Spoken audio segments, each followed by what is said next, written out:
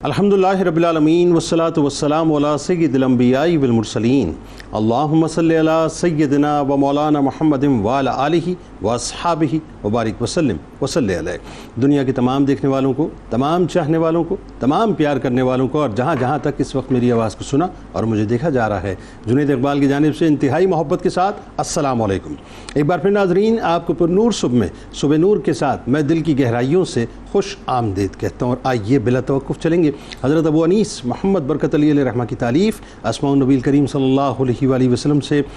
رسول اللہ صلی اللہ علیہ وآلہ وسلم کا ایک اسم مبارک پڑھنے اور سننے کی سعادت حاصل کرتے ہیں۔ سیدنا المعقب صلی اللہ علیہ وآلہ وسلم، ہمارے سردار سب سے آخر میں تشریف لانے والے، درود و سلام بھیجے اللہ آپ صلی اللہ علیہ وآلہ وسلم پر، آپ صلی اللہ علیہ وآلہ وسلم کے آل پاک پر، اور صحابہ کرام رضوان اللہ تعالیٰ علیہم اجمعین پر۔ حضرت جبیر بن مطعم رضی اللہ تعالیٰ عنہ سے روایت ہے، حضور صلی اللہ علیہ وآلہ وسلم نے فرمایا کہ میرے 5 نام ہیں، میں محمد ہوں صلی اللہ علیہ وآلہ وسلم، احمد بھی ہوں، ماہی بھی ہوں، میں حاشر بھی ہوں جس کے قدموں پر سب کو جمع کیا جائے گا، اور میں معقب بھی ہوں، یعنی تمام انبیاء کرام علیہ السلام سے آخر میں آنے والا ہوں۔ تو جناب ہمارے ساتھ آج آپ جڑے رہیں، ضرور جڑے رہیں، کیونکہ اس کائنات کی اس عظیم المرتبت ہستی کی بارگاہ میں مل کر ہدیہ عقیدت پیش کرتے ہیں، جو امام الانبیاء کے جد امجد ہیں بلکہ جد الانبیاء ہیں، جن کو تمام انبیاء و مرسلین میں ایک خاص مقام اور مرتبہ حاصل ہے، جن کو اللہ نے مسلم، پیغمبر، ابو الانبیاء، خلیل اللہ، امام الناس، حنیف اور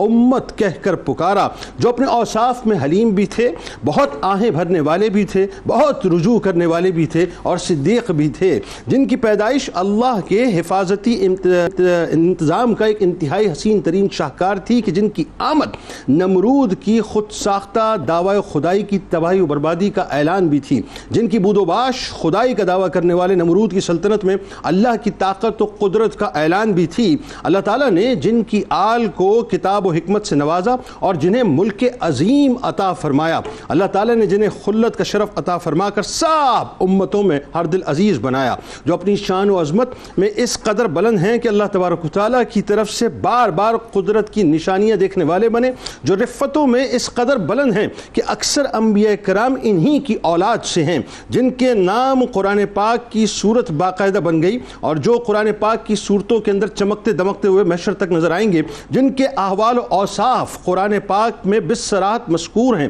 جو شرک کی تمام صورتوں کو مٹانے والے بنے، جو تنہا باطل کے مقابل میدان میں استقامت کے ساتھ کھڑے ہونے والے بنے، جو اپنے ہی خاندان کی مخالفت برداشت کرنے والے بنے، جو حق کی راہ میں طرح طرح کی آزمائشوں سے گزرنے والے بنے، جو مشکلات اور مصائب کا سامنا کرنے والے بنے، جو انسانی تاریخ کے سب سے پہلے بت شکن ہیں، جو ملت حنیف اور دین حنیف کے داعی اور حامل قرار دیے جانے والے بنے، جو اللہ پر توکل اور اللہ ہی سے مانگنے والے بنے، جو اللہ کے گھر خانہ کعبہ کی بنیاد رکھنے والے بنے، جن کی دعاؤں کا صدقہ اللہ نے امت پر امام الانبیاء کی صورت احسان عظیم فرمایا، جن کی التجاؤں کا صدقہ اللہ نے مکہ پاک کو حرم پاک فرمایا، دارالامان بنایا، برکت والی زمین بنایا، جو توکل اور تسلیم و رضا کی عالی شان منزل پر فائز تھے، جو حکم خداوندی پر اپنی بیوی حضرت ہاجرہ سلام اللہ علیہا اور اپنی چھوٹی سی عمر کے بیٹے کو بیابان میں چھوڑ دینے والے بنے، جو نمرود کے غرور کو خاک میں ملانے والے بنے، جو نمرود کو سر دربار اللہ کی قدرت پر لاجواب کر دینے والے بنے، حتیٰ کہ نمرود نے جنہیں آگ میں جلانے کا حکم صادر کیا، مگر اللہ نے آگ کو ابراہیم علیہ السلام کے لیے ٹھنڈی اور سلامتی والی بنا دیا، کہ بے خطر کود پڑا آتش نمرود میں عشق،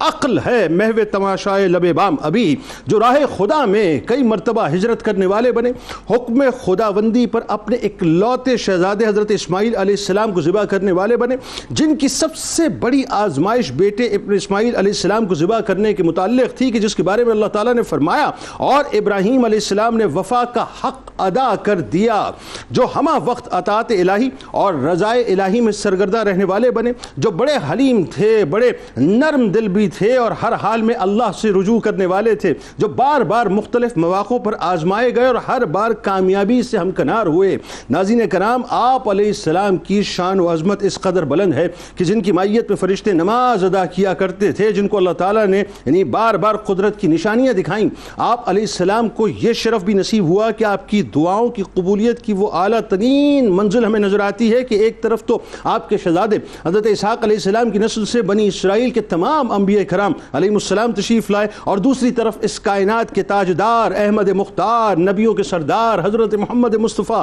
صلی اللہ علیہ وآلہ وسلم کی جو یہ کہ آمد ہے وہ آپ ہی کی نسل پاک سے ہے۔ حج کے ارکان جن کے خاندان کی اداؤں کو ادا کرنے کا نام بنے، قربانی جن کی یاد کی حسین سنت بنی، زمزم جن کے شہزادے کی ٹھوکروں کا صدقہ بنا، مقام ابراہیم جن کے مقام و مرتبے کا منہ بولتا شاہکار بنا، خانہ کعبہ جن کی خدمت کا بلند ترین معیار ہے، جو حسن و جمال اور اخلاق کریمانہ کے جامع مرکب ہیں۔ آپ علیہ السلام انتہائی سخی، انتہائی مہمان نواز کے منقول ہے کہ دسترخوان سجتا اور جب تک مہمان نہ آتے کھانا تناول نہ فرماتے تھے۔ حضور نبی کریم صلی اللہ علیہ وآلہ وسلم اکثر آپ کا تذکرہ پاک فرمایا کرتے تھے، اور اپنے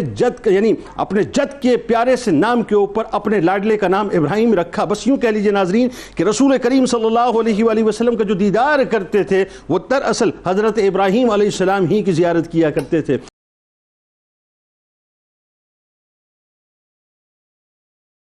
آج تو سرور دو جہاں صلی اللہ علیہ وآلہ وسلم کے جد پاک کا ذکر پاک ہے، اور میرا تو یہ ہم سب کا ایمان ہے کہ میں جو اس وقت یہ پروگرام کر رہا ہوں یا جو ذکر آپ شروع کریں گے انشاءاللہ، جو ذکر سننے والے ہوں گے،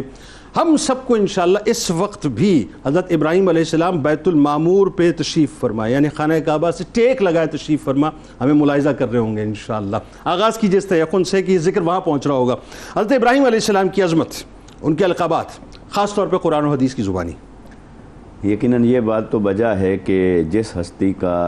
تذکرہ ہوتا ہے ان کی روحانی برکات بھی ہم نشین ہوتی ہیں اور روحانی توجہات حاصل ہوتی ہیں، ذکر کو بھی اور ذکر کرنے والوں کو بھی۔ اللہ تبارک و تعالی ہمیں حضرت ابراہیم علیہ السلام کی وہ روحانی اور ایمانی برکات میں سے حصہ نصیب فرمائے۔ حضرت ابراہیم علیہ السلام کی شان قرآن مجید سے دیکھیے، حدیث مبارکہ سے دیکھیے، اتنی وراء الورا ہے کہ آپ کے ساتھ اللہ رب العزت نے بہت ساری ایسی صفات کو جوڑا ہے جو صرف آپ ہی کا حصہ ہے، جو کسی اور کے حصے میں نہیں آئی۔ ابو الانبیاء ہونا، اور آپ کی جد مبارک سے، پشت مبارک سے اللہ رب العزت نے بنی اسرائیل کے جملہ انبیاء، پھر آقا علیہ السلام کی تشریف آوری، تو جد امجد آقا علیہ السلام کے، اور پھر خود مانگ کر لیا ہو اپنی جد کے اندر اور اپنی پشت کے اندر کہ ربنا وابعث فیہم رسولا منہم، کہ باری تعالیٰ وہ جو آخری نبی رسول مکرم صلی اللہ علیہ وسلم تو نے بھیجنا ہے وہ بھی اس بیت اللہ کا محافظ بنا کر تو میری امت میں اور میری اولاد میں بھیج دے۔ تو آقا علیہ السلام اور وہ مقام ابراہیم، یعنی وہ قدموں کے نشان پتھر نے محفوظ کر لیے اپنے سینے کے اندر، اور وہ آج تک موجود ہیں۔ بیت اللہ شریف اور مطاف میں جانے والے اس کی زیارت کرتے ہیں کہ یہ ہے وہ جگہ جہاں کھڑے ہو کر حضرت ابراہیم علیہ السلام نے رب سے رب کا محبوب مانگا۔ آقا علیہ السلام کی تشریف آوری ہوئی۔ حضرت ابراہیم علیہ السلام، آپ کا جو ولادت کا علاقہ ہے وہ تو عراق ہے، مگر آپ نے عراق سے لے کر فلسطین تک، شام تک، اردن تک، جتنی یہ مصر تک، یہ جتنے علاقے ہیں، اور پھر عرب بھی اسی کے اندر آ جاتا ہے، آپ نے پورے خطہ عرب کے اندر توحید کا جھنڈا لہرایا۔ کیا کہنے، سبحان اللہ۔ یہی وجہ ہے کہ قرآن مجید نے آپ کو تنہا امت کا لقب عطا فرمایا۔ سبحان اللہ۔ یعنی امت کے لقب کو جب آپ دیکھتے ہیں تو امت کے ابراہیم علیہ السلام امت تھے، حالانکہ امت تو پھر وہ ہوتی ہے جو کثیر افراد کا مجموعہ ہو۔ ایک اس وجہ سے امت کہا کہ اس وقت روئے زمین پر اللہ کی توحید اور وحدانیت کا جھنڈا اٹھانے والے تنہا ابراہیم علیہ السلام تھے، اس وجہ سے پورے کفر کے مقابلے میں انہیں اللہ رب العزت نے امت کہا۔ واہ، یعنی آپ ایک تحریک کی صورت میں کھڑے تھے۔ دوسرا اس وجہ سے امت کہا کہ آنے والی بہت ساری امتیں وہ سب کا سرچشمہ آپ ہی تھے، سبحان اللہ، اور امت ساز تھے اور امتوں کا سرچشمہ تھے، واہ، اس وجہ سے امت کہا۔ اور تیسرا اس وجہ سے کہ پوری امت مل کر جتنے کام سر انجام دے سکتی ہے اللہ تعالیٰ کی توحید اور وحدانیت کا جھنڈا سر بلند کرنے کے لیے، وہ تنہا حضرت ابراہیم علیہ السلام نے بجا لائے، اس وجہ سے اللہ تعالیٰ نے انہیں امت قرار دی۔ تو ابراہیم علیہ السلام عراق سے لے کر عرب کے پورے خطہ میں اور شام، فلسطین، مصر تک یہ جو دین کا اور توحید کا جھنڈا اٹھایا۔ آپ کے اس اصلی وطن کے بعد پھر اگر آپ کے نام مبارک میں بھی تھوڑا توجہ کی جائے تو یہ یا تو عبرانی زبان کا لفظ ہے یا سریانی زبان کا لفظ ہے، عربک نہیں ہے۔ ٹھیک ہے، اچھا، اس میں دو لفظوں کا مجموعہ اسے کہا گیا ہے اپنے مادہ کے اعتبار سے، یا تو یہ ہے ابراہام، ٹھیک ہے، اور یہ جو ہا ہے یہ وہ ہے جو ہادی میں اور ہدایت میں آتی ہے۔ اور آج بھی مطلب دیگر مطلب جو مذاہب کے مطلب ابراہم ہی کہہ کے پکارتے ہیں، ابراہم ایک ریلیجن جو ہے یہ کہہ کے پکارتے ہیں۔ تو ابراہم اگر یہ معنی ہے تو پھر ابن کا معنی ہے باپ، اور راہم کا معنی ہے کہ بہت بھاری اور کثیر جماعت۔ ٹھیک ہے، اس اعتبار سے آپ کے نام کا معنی یہ ہوا کہ بہت بھاری اور کثیر جماعت کے باپ، یعنی اسم بمسمہ، اسم بمسمہ۔ ٹھیک، اور اسی طرح اگر یہ سریانی زبان کا لفظ ہے تو پھر ابن راحم، پھر یہ جو ہا ہے یہ وہ ہے جو حفظ اور حفظ قرآن کے اندر آتی ہے۔ پھر اس کا معنی ہے رحم کرنے والوں کے باپ، یعنی آپ اتنے نرم دل ہیں کہ اللہ تعالیٰ نے آپ کو سرچشمہ رحمت بنایا ہے۔ اچھا، پھر آپ کے نام مبارک کے ساتھ جب ہم آپ کے آباء و اجداد کی بات کرتے ہیں تو آپ کا جو زمانہ مبارک ہے یقیناً آپ حضرت نوح علیہ السلام کی اولاد مبارک میں سے ہیں، اور تبھی تشریف لائے جب ہر طرف شرک تھا اور کفر تھا۔ مگر یہ کہ آپ کے والد کے حوالے سے تاریخ کے اندر ایک غلط فہمی پیدا کی گئی، جی وہ آزر کو جو کہا جاتا ہے، وہ یہ کہ آزر کو آپ کا والد کہا گیا، جبکہ قرآن نے واضر نہیں کہا، آزر کو والد نہیں کہا، ابن کہا، لے ابی ہے آزرہ۔ تو ابن اور والد یہ دو لفظ ہیں اور ان کا جو معنی ہے وہ الگ الگ ہے۔ بے شک ابن باپ کو کہا جاتا ہے اور باپ والد کو بھی کہتے ہیں، مگر والد اسے کہتے ہیں کہ انسان جس کے نطفے سے ہوتا ہے، ٹھیک ہے، وہ ولادت سے ہے، تولد سے ہے۔ تو حضرت ابراہیم علیہ السلام کا والد کہیں نہیں کہا قرآن نے کہ آزر تھا، ٹھیک ہے، لہٰذا آپ کے والد، یہ کنفیوژن دور ہونی چاہیے، تو آپ کے والد تھے تارخ، اور وہ آپ کی ولادت کے فوراً بعد ہی ان کا وصال ہو گیا، تو آپ کی پرورش کی چچا نے، تو آزر چچا تھے، اور چچا کو بھی قرآن نے ابن کہا۔ اچھا، یہی ایک وجہ ہے کہ والد اور ابن ان دونوں کو اگر آپ دیکھیں تو والد کی جمع نہیں ہے، ابن کی جمع بنتی ہے آبا، اس لیے بنتی ہے کہ والد کو بھی ابن کہتے ہیں، چچا کو بھی ابن کہتے ہیں، دادا کو بھی کہتے ہیں، اور کسی بڑے کو بھی کہہ سکتے ہیں۔ بالکل صحیح۔ تو اس وجہ سے اب حضرت ابراہیم علیہ السلام کے جن القابات کا قرآن مجید میں آپ نے فرمایا کہ تذکرہ، قرآن مجید نے ایک انہیں خلیل اللہ بھی کہا، اللہ کا دوست، اتنا بڑا اعزاز ہے، اور یہ آپ کو کلمہ عطا ہوا اس میں بھی ابراہیم و خلیل اللہ ہے۔ پھر امام الناس، تمام لوگوں کے اور انسانیت کے امام، سبحان اللہ، جب آپ نے قربانی دی اتنی بڑی اپنے بیٹے کی تو اللہ رب العزت نے فرمایا انی جاعلک للناس اماما، رہتی دنیا تک تمام انسانوں کا آپ کو امام بنا دیا، رہنما بنا دیا۔ پھر اسی طرح آپ کو کہا گیا قرآن مجید میں مسلم۔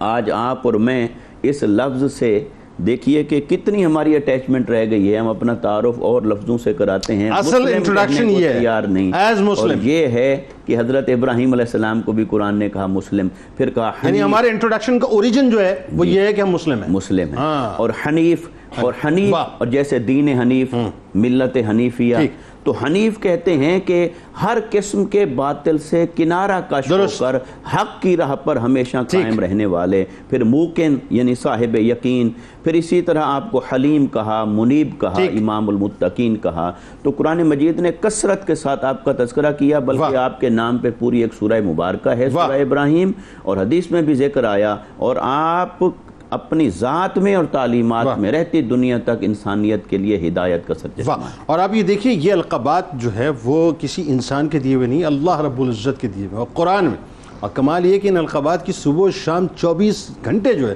وہ تلاوت ہو رہی ہے، اور ایک ایک لقب جو ہے وہ اپنی جامعیت کے اعتبار سے یا یوں کہیے کہ اپنی وسعت کے اعتبار سے وہ اتنا وسیع ہے کہ آپ اس کو انٹرپریٹ کر ہی نہیں سکتے. علامہ صاحب ذرا یہ بتائیے آپ کی شخصیت کا ایک بہت عظیم ترین پہلو، ویسے تو بڑی ڈائیورس آپ کی شخصیت، لیکن جو تاریخ کے پہلے بت شکن آپ بنے، ظاہر ہے یہ ایک ایسا اعزاز ہے جو کسی اور کے حصے میں نہیں. اور کس انداز سے آپ نے قوم کو دعوت دی، کس انداز سے قوم کو موٹیویٹ کیا، پھر وہ جو ایک واقعہ ہے بتوں کو توڑنے کا باقاعدہ اور ایک ڈائلاگ ہے، وہ ڈائلاگ کیا تھے ذرا بتائیے. بسم اللہ الرحمن الرحیم. حضرت ابراہیم خلیل اللہ علی نبینا علیہ الصلوۃ والسلام کی شخصیت کی مختلف ڈائمینشنز ہیں، مختلف جہاد ہیں. ان میں سے ایک خوبصورت جہت یہ ہے کہ آپ ایسے بت شکن ہیں کہ آج بھی ان کی بت شکنی جو ہے وہ کفار کے جو ایوانوں میں لرزہ طاری کرنے کے لیے کافی. اچھا، پھر ہمیں ساتھ ساتھ یہ بھی نظر آتا ہے کہ آپ نے جہاں کہیں بھی بت شکنی فرمائی، بتوں کا رد فرمایا، باطل خداؤں کا رد فرمایا، تو آپ نے دلائل کے ساتھ ان تمام کا رد کیا. اسی وجہ سے آپ کے ڈائلاگز اور آپ کی جو کنورزیشن ہے اپنی قوم کے ساتھ، اپنی سوسائٹی کے ساتھ، قرآن مجید فرقان حمید نے اسے ایڈریس کیا ہے اور ان الفاظ کو مینوان قرآن نے ذکر کیا. اب یہاں تھوڑا سا میں ابتدائی طور پر آیات ہی صرف ذکر کرتے ہوئے وہ پورے واقعے کی جانب میں چلتا ہوں. جیسے اب ان کا تو معاملہ ہو گیا کہ چچا ہی جہاں جہاں اب مراد ہوگا وہاں چچا لیا جاتا ہے. تو قرآن نے مختلف مقامات پر اس بات کو ذکر کیا کہ آپ نے اپنے چچا کو مستقل تبلیغ کی ہے. لِأَبِيهِ وَقَوْمِهِ مَا هَذِهِ التَّمَاثِيلُ الَّتِي أَنْتُمْ لَهَا عَاكِفُونَ. فرمایا کہ انہوں نے اپنے چچا اور اپنی قوم سے کہا یہ مجسمے کیا ہیں جن کے آگے تم جم کر بیٹھے ہو. ٹھیک. تو انہوں نے جواب میں کہا ہے وَجَدْنَا آبَاءَنَا لَهَا عَابِدِينَ. ہم نے اپنے باپ دادا کو ان کی پوجا کرتے ہوئے پایا. ٹھیک. پھر آگے فرمایا کہ انتم وآباؤکم فی ضلال مبین. اب حضرت ابراہیم ان سے کہہ رہے ہیں کہ جو باپ دادا تمہارے معاملہ تم کر رہے ہو کہ ان کو دیکھ کر تم یہ شروع ہو گئے ہو، فرمایا تم اور تمہارے باپ دادا سب کھلی گمراہی میں. یہ جملہ اس بات پر دلالت کرتا ہے کہ جو حق ہوا کرتا ہے اس کی ادائیگی زبان پر لازم ہوتی. اوکے. لیکن حکمت کا تقاضا ہے کہ اسے کب اور کس زاویے کے ساتھ ذکر کرنا. لیکن حق کو بیان کرنا زبان سے وہ انبیاء ہی کا خاصہ ہمیشہ رہا. یعنی ریلیجیس ڈسکورس نیسیسری ہے، لیکن بات یہ ہے کہ اس کا موقع محل جو ہے وہ بنیادی طور پہ یہی انداز تبلیغ کا وہ خوبصورت مادہ حضرت ابراہیم کا ہے جو قرآن میں بار بار ذکر ہوا. بالکل صحیح. پھر اس کے بعد ہمیں یہ نظر آتا ہے کہ خلاف شرع امر میں اگر آپ کو کہیں کثرت نظر آ جائے تو وہ کثرت کبھی بھی حق کی دلیل نہیں ہو سکتی. اور قرآن مجید فرقان حمید فرما رہا ہے لا يستوي الخبيث والطيب ولو اعجبك كثرة الخبيث فاتقوا الله يا اولي الالباب لعلكم تفلحون. اے ابراہیم آپ فرما دیجئے کہ گندہ اور پاکیزہ برابر نہیں ہو سکتے،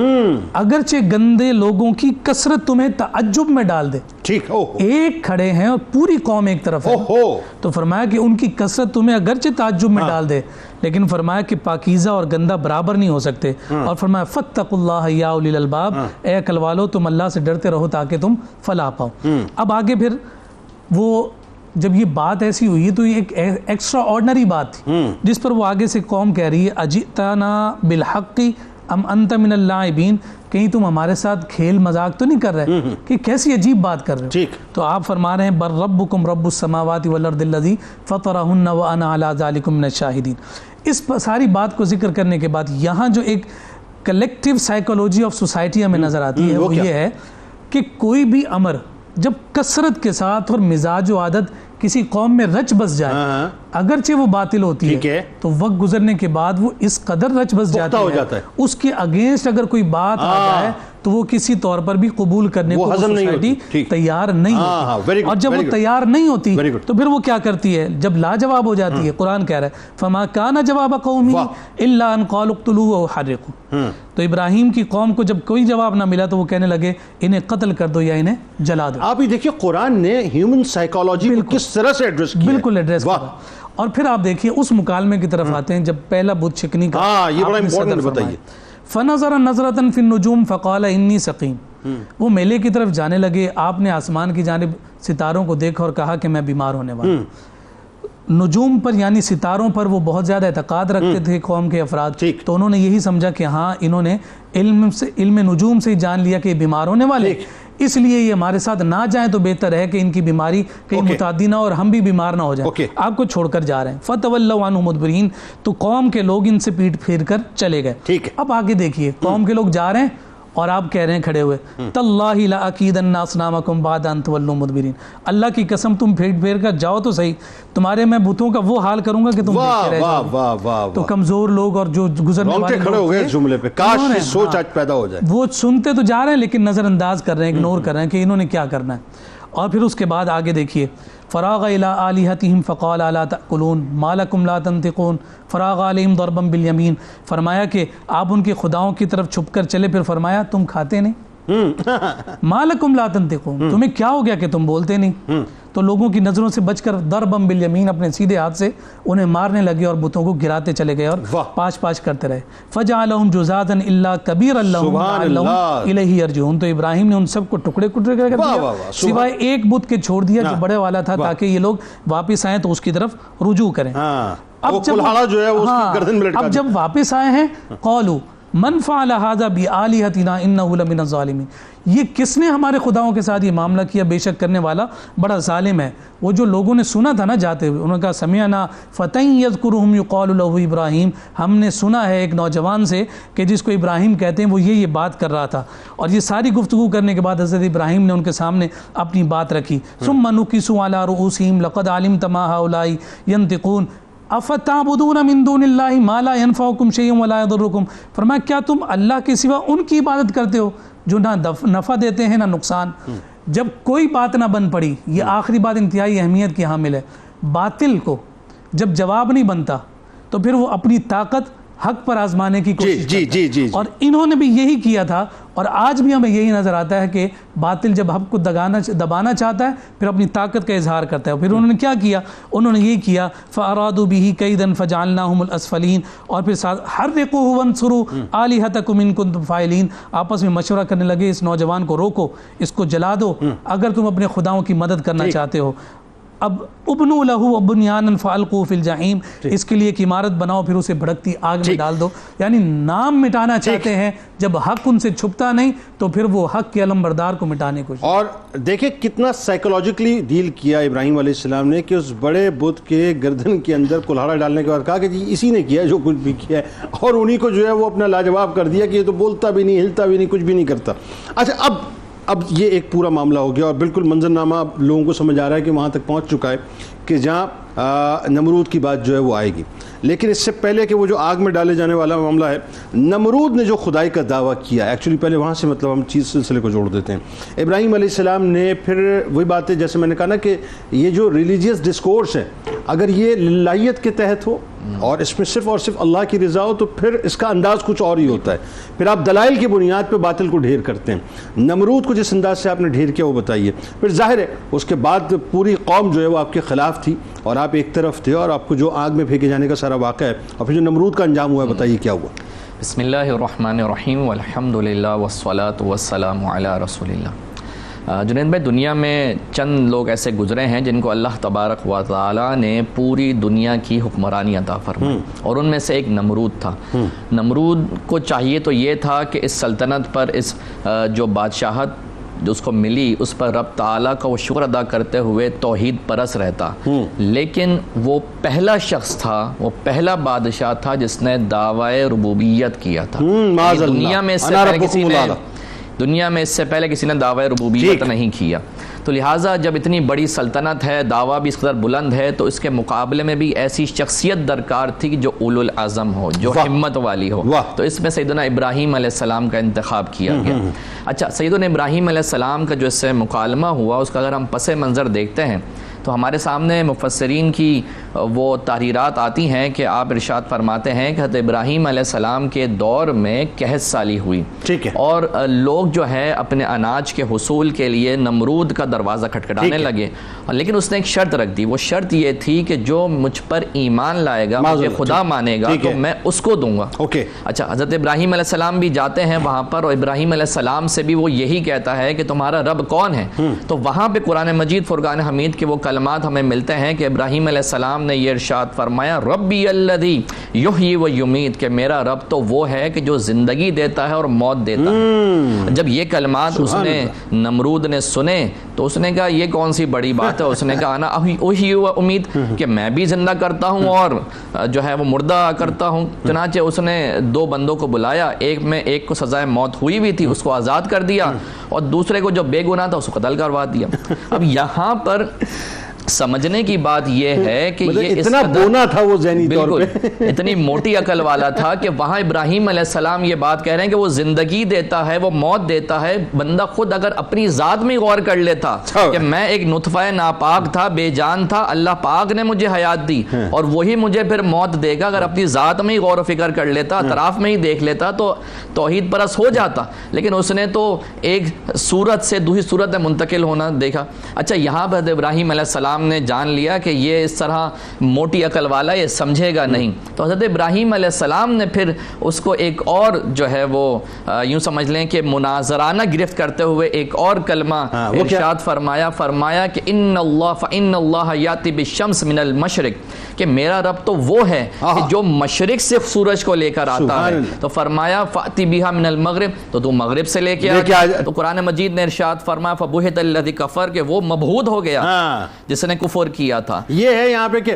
عقل ہے میں وہ تماشا ہے لب وہاں بھی، اس کی عقل کو تنگ کر کے رکھ دیا۔ تو اب جب وہ اس نے دیکھا کہ یہ تو جگ ہسائی ہو گئی، میری یہاں پہ جگ ہسائی ہو گئی اور رسوا ہو گیا میں، تو پھر اس نے یہ ارادہ کیا کہ حضرت ابراہیم علیہ السلام کو آگ میں ڈالا جائے۔ اچھا، یہاں پر 2 روایات ہیں۔ ایک روایت یہ ہے کہ اس واقعے سے پہلے ابراہیم علیہ السلام کو آگ میں ڈالے جانے کا ذکر ہے، اور اس روایت یعنی اس واقعے کے بعد ابراہیم علیہ السلام، یہ دونوں طریقے سے روایات ہیں۔ میرا خیال ہے شاید عقل اس بات کو تسلیم کرتی ہے کہ وہ اس کا غصہ اس لیول پہ پہنچ چکا تھا کہ واقعے کے بعد جو ہے زیادہ جسٹیفائیڈ لگتا ہے یہ میرا خیال ہے۔ تو بہرحال جب یہ ارادہ کر لیا تو وہ آگ جلائے گی۔ اس کا ذکر حضرت نے فرمایا کہ وہ آگ اس لیول کی تھی کہ اس میں جب ڈالنا ہوا حضرت ابراہیم علیہ السلام کو ایسے نہیں کہ آگ لاگے چھوڑ دیا، بلکہ باقاعدہ طور پہ منجنیق تیار کی گئی، یعنی وہ مشینز تیار کی گئی، دور سے کھڑے ہو کر حضرت ابراہیم علیہ السلام کو اس آگ میں پھینکا گیا، اور اس کی انٹینسٹی اس قدر زیادہ تھی کہ علماء نے بیان فرمایا کہ جو پرندے اس کے اوپر سے جاتے وہ بجھ کر ہو جاتے۔ لیکن اللہ تبارک و تعالیٰ کے نبی، یہ اولو العزم نبی ہوتے ہیں، جب ان کو وہاں جو ہے ڈالا گیا تو اللہ پاک نے ان کے لیے وہ آگ گلے گلزار فرما دی، اور ارشاد فرمایا یا نار کونی بردوں وسلاما علی ابراہیم، کہ اے نار، اے آگ جو ہے وہ سلامتی والی ٹھنڈی والی آگ ہو جا اس کے اوپر اپنے ابراہیم علیہ السلام پر۔ یعنی یہ وہی آگ ہے جو ٹھنڈی ہوئی، اور وہ وہی آگ تھی حضرت عمار بن یاسر رضی اللہ تعالیٰ عنہ کے ساتھ جب معاملہ ہوا تھا، آپ نے سرکار علیہ السلام کو حوالہ ایسے ٹھنڈی ہو جائے جیسے میرے۔ تو پھر بہرحال جب حضرت ابراہیم علیہ السلام کے ساتھ اس نے گستاخی کی اور آپ کو جلانے کی کوشش کی، تو اللہ تبارک و تعالیٰ نے اپنے ایک فرشتے کو بھیجا کہ جو دعوت توحید دیتا، لیکن بہرحال نمرود نے اس کو نہ مانا۔ لیکن جب نہ مانا تو اللہ پاک نے اس کے اوپر، اس کے پورے لشکر کے اوپر مچھروں کا عذاب دیا۔ یعنی ایک طرف دعوی ربوبیت ہے اور دوسری طرف جو اس کو ہلاک کیا جا رہا ہے، اس کے لشکر کو ہلاک کیا جائے، وہ اس سے ایک چھوٹے سے مچھر سے ہلاک کیا جا رہا ہے کہ وہ مچھر اس کے نتھنوں کے ذریعے اس کے دماغ میں چلا گیا اور وہ اس کو ڈنگ مارتا گیا، لیکن اس کو سکون اس میں ملتا کہ جب اس کے سر پہ ڈنڈے مارے جاتے تو نمرود کو سکون ملتا۔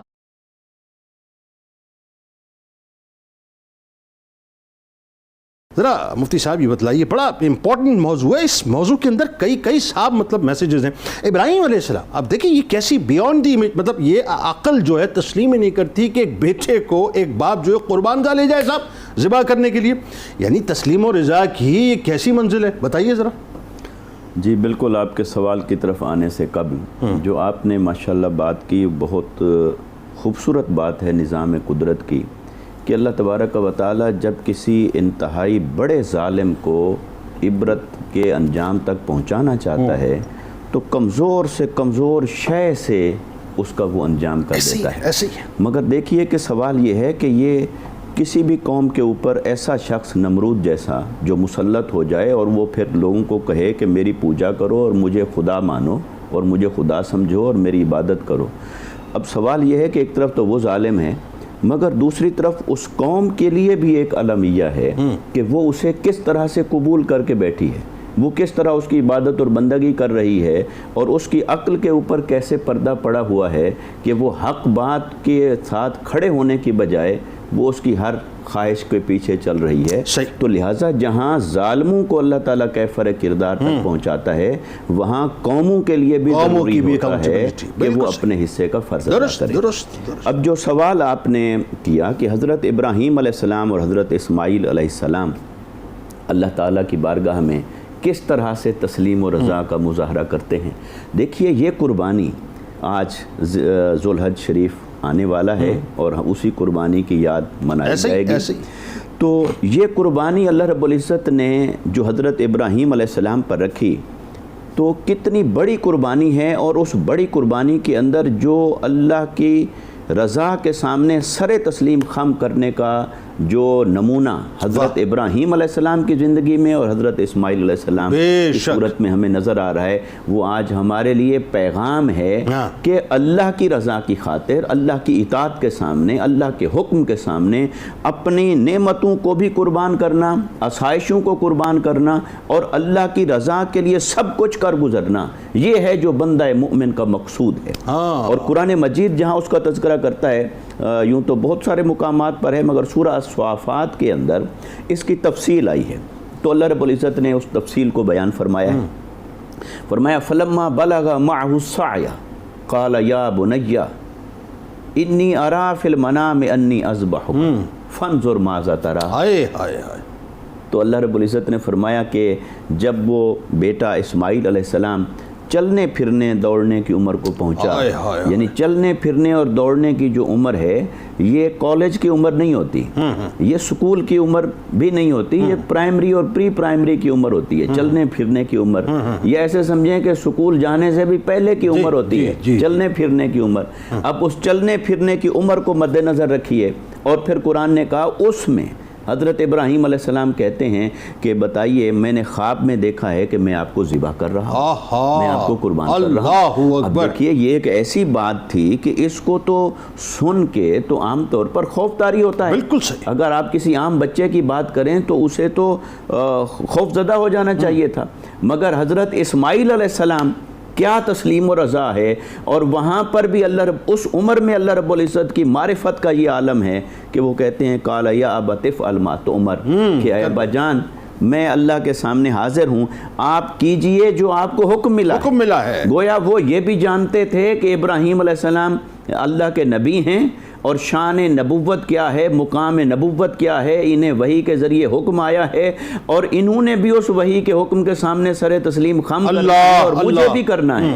اور پھر انہوں نے لٹا دیا۔ تو اللہ رب العزت نے جب یہ سارا منظر دیکھ لیا فرمایا وَنَادَيْنَاهُ أَن يَا إِبْرَاهِيمَ قَدْ صَدَّقْتَ الرُّؤْيَا، اے ابراہیم جو ہم دیکھنا چاہتے تھے وہ دیکھ لیا، دکھا دیا، آزما لیا۔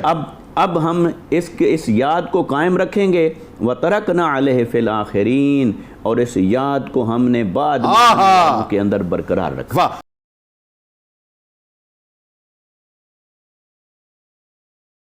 آپ ذرا آخر میں یہ بتائیے علامہ صاحب، حضرت ابراہیم علیہ السلام کے سر اقدس پہ ظاہر ہے ایک تو اتنا عظیم ترین تاج اور اتنا حسین ترین تاج یہ سجا کہ وجہ وجود کائنات کے جد امجد آپ قرار پائے، اور پھر ظاہر ہے جو اسحاق علیہ السلام کی آپ بات کریں تو وہاں ایک آپ کو پریولیج یہ ملی کہ بنی اسرائیل کے مطلب جتنے بھی انبیاء کرام آئے، مطلب ظاہر ٹوٹل اگر ٹوٹیلٹی میں بات کریں بنی اسرائیل کی تو ان کے جد آپ قرار پائے، بتائیے ذرا۔ بسم اللہ الرحمن الرحیم۔ دیکھیں حضرت ابراہیم علیہ السلام کو جہاں دیگر فضائل و کمالات عطا ہوئے، وہاں ایک بہت بڑا و ممتاز فضل جو آپ کو عطا ہوا وہ یہی ہے کہ حضور جان عالم علیہ السلام کے آپ کو جد ہونے کا اعزاز حاصل ہوا، اور ایک خاص الفت اور محبت حضرت ابراہیم علیہ السلام کی نبی کریم صلی اللہ علیہ وسلم سے، اور نبی کریم صلی اللہ علیہ وسلم کی حضرت ابراہیم علیہ السلام سے ملتی ہے، اور یہی وجہ ہے کہ اسی الفت اور محبت کو جب امام احمد رضا نے دیکھا تو آپ پکار اٹھے کہ سرور کہوں کہ مالک و مولا کہوں تجھے، باغ خلیل کا گل زیبا کا، بلکہ جس کو زیارت ابراہیم علیہ السلام کا اشتیاق ہوتا وہ فرماتے کہ مجھے دیکھ لو، مجھے دیکھ لو۔ بالکل ایسے ہی ہے۔ تو یہاں پر آپ دیکھیے حضرت ابراہیم علیہ السلام باقاعدہ طور پر رب تعالیٰ سے جو ہے حضرت نبی کریم صلی اللہ تعالی علیہ وسلم کا سوال کر رہے ہیں، اپنی دعاؤں میں مانگ رہے ہیں، اور فرمایا کہ ربنا وابعث فیہم رسولا۔ اب یہاں پر ایک بڑا کمال نقطہ ہے، وہ یہ کہ حضرت ابراہیم علیہ السلام نے جو دعا مانگی اس میں الرسول نہیں کہا بلکہ رسولہ کہا، نکرہ مفردہ کہا۔ اگر عربک گرامر کے اعتبار سے میں گفتگو کروں، آسان کر کے سمجھائیے گا۔ جی تو نکرہ مفردہ کہا، یعنی اس کو آپ آسان لفظوں میں یوں سمجھ لیجئے کہ رسول کریم صلی اللہ علیہ وسلم کو جب مانگا گیا ہے تو اس انداز میں مانگا گیا کہ اللہ پاک ہم میں وہ رسول بھیج جو بے مثال اور یکتا ہو، یعنی آپ کی بے مثالی اور آپ کی یکتائی کے ساتھ آپ کو مانگا گیا ہے۔ اور پھر آگے فرمایا کہ یتلو علیہم آیاتک ویعلمہم الکتاب والحکمہ، کہ یہ وہ نبی ہوں کہ جو تیری آیات ان لوگوں پر پڑھ کر سنائیں اور ان کو کتاب اور حکمت کی یہ تعلیم دیں، ویزکیہم، اور ان کا تزکیہ نفس یہ فرمائیں۔ دعاؤں کو قبولیت کے پر کیسے لگ رہے ہیں؟ میں تو صرف جملے سنتا جا رہا ہوں اور قبولیت کے پر دیکھتا جا رہا ہوں۔ اور فرمایا انک انت العزیز الحکیم، کہ بے شک تو ہی عزیز ہے اور حکمت والا ہے۔ تو یہاں پر حضرت ابراہیم علیہ السلام جو ہیں وہ رب تعالیٰ سے حضور کو مانگ رہے ہیں، اور حضور کی جو یہ دعا ہے، جو حضور کی دعا ہے کہ حضور کو مانگا جا رہا ہے، اور اس کا اثر کب ظاہر ہو رہا ہے؟ 2500 سال بعد اس کا اثر ظاہر ہو رہا ہے۔ تو یہاں ایک بیچ میں نقطہ چاہوں گا ذکر کروں کہ کبھی بھی اپنی دعاؤں سے مایوس نہ ہو کہ اس کا اثر ظاہر نہیں، اور حضرت ابراہیم علیہ السلام اولو العزم نبی، ان کی بھی دعا کا اثر 2500 سال بعد ظاہر ہو رہا ہے۔ دل سے جو نکلتی ہے اثر رکھتی ہے، پر نہیں طاقت پرواز مگر رکھتی ہے۔ بالکل۔ اور پھر جب حضور کی بات کریں تو حضور نے حضرت ابراہیم علیہ السلام کے ساتھ خاص انس رکھا، حتیٰ کہ اپنے صاحبزادے کا نام بھی حضرت ابراہیم علیہ السلام کے نام پہ رکھا۔ اور پھر اگر ہم بات کریں کہ آپ کے فضائل و مناقب جو بیان فرمائے حضور نے، چنانچہ حضرت نبی کریم صلی اللہ علیہ وسلم صحابہ کے درمیان موجود ہیں اور حضرت ابراہیم علیہ السلام کا حلیہ بیان فرما رہے ہیں، تو صحابہ نے پوچھا کہ ان کا حلیہ کیسا ہے؟ تو آپ علیہ السلام نے ارشاد فرمایا کہ تم مجھے دیکھ لو میرے جیسے ہی حضرت ابراہیم علیہ السلام، یعنی کس قدر مماثلت ہے، یکسانیت ہے۔ اور پھر اسی طرح حضرت ابراہیم علیہ السلام کے جو ایک لقب ہے خیر البریہ، تو اس حوالے سے ایک صاحب آتے ہیں اور حضور کی بارگاہ میں عرض کرتے ہیں یا رسول اللہ صلی اللہ علیہ وسلم آپ خیر البریہ ہیں، تو آپ نے یہ فرمایا کہ یہ تو ابراہیم علیہ السلام کا لقب ہے کہ وہی مخلوق میں سب سے بہترین انسان ہے۔ یہاں پہ حضور نے عاجزی فرماتے ہوئے یہ ارشاد فرمایا۔ اور بالخصوص اگر ہم بات کریں حضرت اسحاق علیہ السلام کے بھی جد ہونے کی اور آپ کی وساطت سے تمام انبیاء کرام علیہ السلام جو بنی اسرائیل میں آئے اور بنی اسحاق میں آئے، تو وہاں پر ہم دیکھتے ہیں تو حضرت ابراہیم علیہ السلام کے حوالے سے یہ دعا ہمیں ملتی ہے، بشارت ملتی ہے کہ رب تعالیٰ نے ارشاد فرمایا وَبَشَّرْنَاهُ بِإِسْحَاقَ نَبِيًّا مِنَ الصَّالِحِينَ، کہ ہم نے حضرت ابراہیم علیہ السلام کو اسحاق کی خوشخبری دی کہ وہ نبی ہوں گے، وَبَارَكْنَا عَلَيْهِ وَعَلَى اسحاق، اور ہم نے ان میں برکت عطا فرمائی اور اسحاق میں برکت عطا فرمائی، اور فرمایا وَمِن ذُرِّيَّتِهِمَا، اور ان کی ذریت میں برکت عطا فرمائی۔ اب وہ برکت کیا تھی؟ تو علماء نے ارشاد فرمایا وہ برکت نبوت کی برکت تھی کہ جو حضرت ابراہیم علیہ السلام میں، حضرت اسحاق علیہ السلام میں اور آپ کی آنے والی اولاد میں جتنے بھی انبیاء کرام علیہ السلام آئے بنی اسرائیل میں، وہ آپ کی اولاد میں آئے۔ اور یہاں تک کہ حضرت نبی کریم صلی اللہ علیہ وسلم نے ان انبیاء کا ذکر بڑے ہی بہت ہی خوبصورت انداز میں اور بہت ہی پیارے کلمات کے ذریعے ارشاد فرمایا کہ وہ انبیاء کون ہیں؟ فرمایا الکریم ابن الکریم ابن الکریم ابن الکریم، کہ وہ کریم کے بیٹے کریم کے بیٹے کریم کے بیٹے کریم ہیں۔ اور وہ کون ہیں؟ وہ ابراہیم علیہ السلام کے بیٹے جو ہیں حضرت اسحاق ہیں، وہ حضرت اسحاق کے بیٹے حضرت یعقوب ہیں، حضرت یعقوب کے بیٹے حضرت یوسف علیہ السلام۔ سبحان اللہ، بہت شکریہ آپ تینوں احباب کا تشریف لائے۔ کتاب الشفا اولاد نرینہ کے حصول کا وظیفہ آپ کو بتلاتے ہیں کہ جو شخص اولاد نرینہ کے خواہش مند ہو تو نماز تہجد کے بعد 111 بار سورۃ الصافات کی آیت نمبر 100 رب حبلی من الصالحین کے پڑھنے کا معمول بنا لے، انشاءاللہ بہت جلد خوشخبری ملے گی۔ جد الانبیاء حضرت ابراہیم علیہ السلام کا قول مبارک ہے کہ اگر محبت الہی کے دعوے میں اخلاص ہو تو اللہ تبارک و تعالیٰ اس اخلاص کی بدولت انسان کے تمام امور کو اپنی رحمت میں ڈھانپ کر پائے تکمیل تک پہنچا دیتا ہے۔